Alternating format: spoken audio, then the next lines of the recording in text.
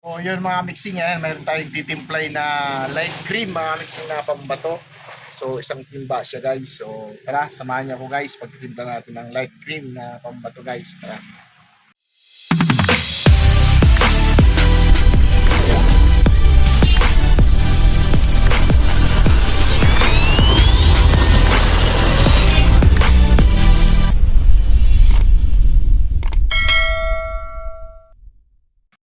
So yun guys, bubuksan na natin tong isang timba para matimpla na natin yung kulay cream na yon. Ayan, so ito yung isang timba natin na DBs guys, yung titimplay natin pambahay. Ayan, latex siya guys. So ano yun lang natin yung pinaka ano nito.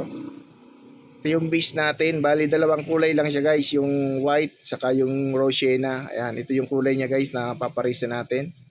Ayan. So tara, timplayin na natin siya guys. So lalagyan na natin siya guys ng pangulay, itong rose na, ayan. So papatakan natin siya ng rose na guys, konti lang muna ilalagay natin. Ayan. Para mahabol natin yung kulay na light cream. Ayan, baka masubra tayo sa rose na, de dark cream na siya guys ang lalabasan nun. Ayan. So ayan, mikos-mikos na natin yan guys. Ayan. Ayan, haluin lang natin siya ng maigi. Ayan mga mixing. Light cream ang tinitimpla natin dito, pambahay. Ayan yung kulay niya. So, ayan. Kailangan natin haluin ng maigi yan mga mixing dahil isang timba yung tinitimpla natin dito. Ayan mga mixing.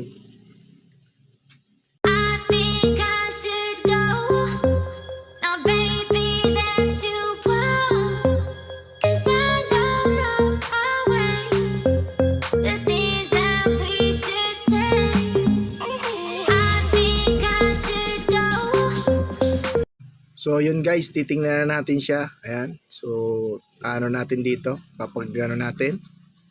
Yan mga mixing. So patutuyuin natin siya para makita natin kung okay na yung kulay guys. Ayan, patuyuin lang natin siya ng konti. Ayan. So ito guys. Ayan. Okay na siya guys. Oh. Ayan, parehas na siya guys. Parang Xerox copy. Ayan guys, pwede na yan guys. Oh. So okay na yan. Kulay na yan. So yun mga mixing, natimpla na natin yung light cream.